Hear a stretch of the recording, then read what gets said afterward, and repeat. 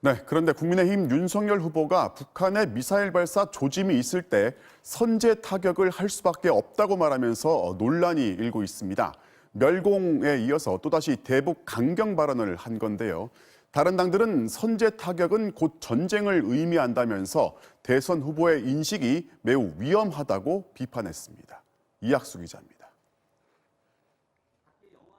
논란의 발언은 윤석열 후보가 신년 회견 도중 외신 기자의 질문에 답하는 과정에서 나왔습니다. 북한의 미사일 도발 방지 계획을 묻는 질문에 선제 타격을 말한 겁니다.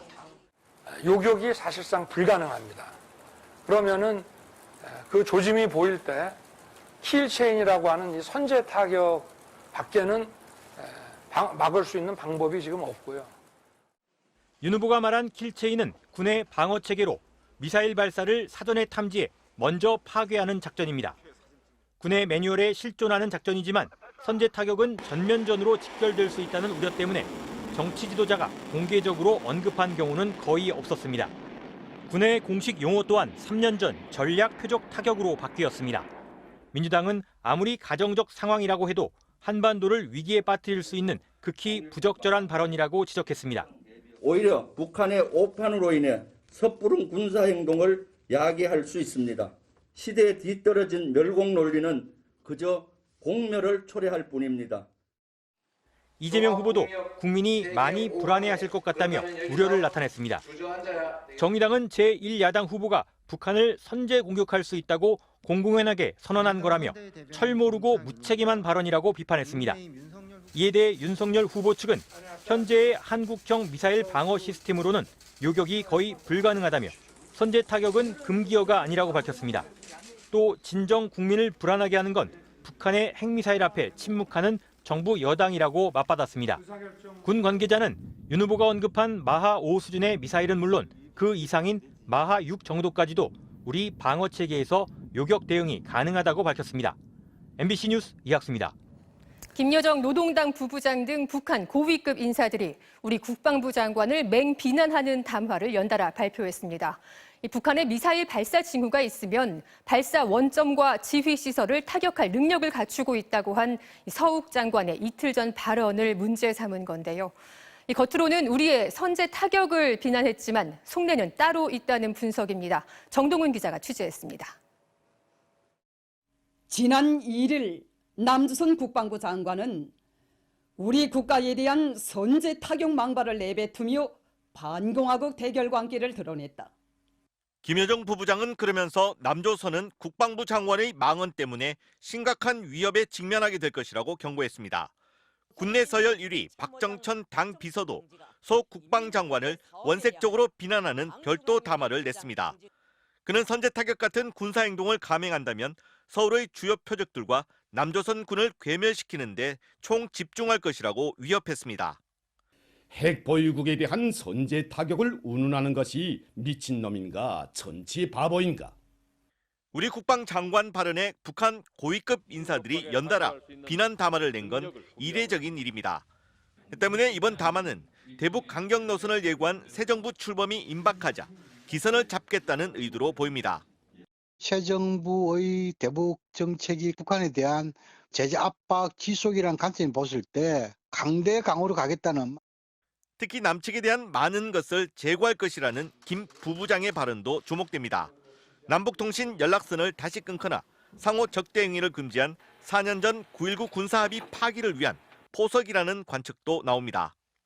국지 도발까지 안 가더라도 해안포 사격 같은 경우는 언제든지 가능한 거거든요. 명분을 쌓고 있지 않을까. 오늘 뉴욕에 도착한 노규덕 한반도 평화교섭본부장은 유엔 안보리 동향을 살핀 뒤 내일 워싱턴으로 이동해 성김 미국 대북 특별대표를 만납니다. 북한 ICBM 발사 후 북핵 수석 대표들의 첫 대면 협의인데 추가 핵실험 가능성을 포함한 한반도 긴장 상황에 대한 폭넓은 공조 방안이 논의될 걸로 보입니다. MBC 뉴스 정동훈입니다. 막말을 쏟아내면서 남측을 위협했던 북한 김여정 부부장이 이틀 만에 다시 담화문을 냈습니다. 남한에 총탄 하나도 쏠 생각이 없다고 했는데 이 말만 보면 태도가 바뀐 것 같지만 만약에 남한이 선제 공격을 하면 핵을 쓰겠다는 위협도 동시에 했습니다. 어쨌든 전제를 달긴 했지만 남측의 핵 사용 가능성을 언급한 건 이번이 처음인데요. 북한이 이렇게 이중적인 메시지를 낸 의도가 뭔지 홍익표 기자가 분석했습니다. 북한의 미사일을 타격할 능력을 갖춰야 한다는 국방부 발표에 바로 막말을 쏟아냈던 북한.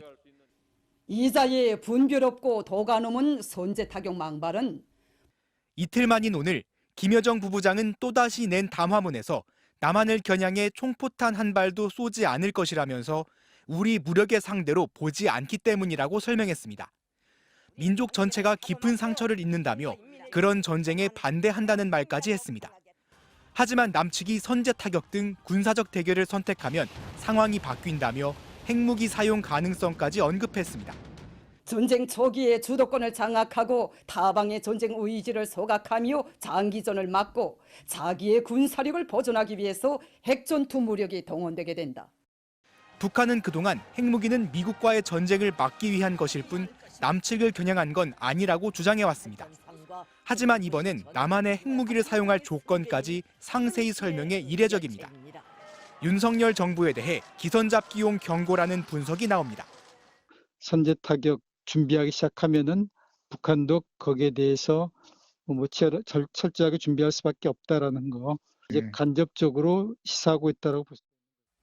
미국을 향한 견제가 담겼다는 시각도 나옵니다. 우크라이나 전쟁 이후 바이든 미 대통령은 핵 공격을 받았을 때만 핵무기로 보복한다는 공약을 사실상 폐기하고 핵 선제 공격 가능성을 열어뒀습니다. 1차적으로 러시아 등을 겨냥한 조치지만 불안해진 북한도 반응했다는 겁니다.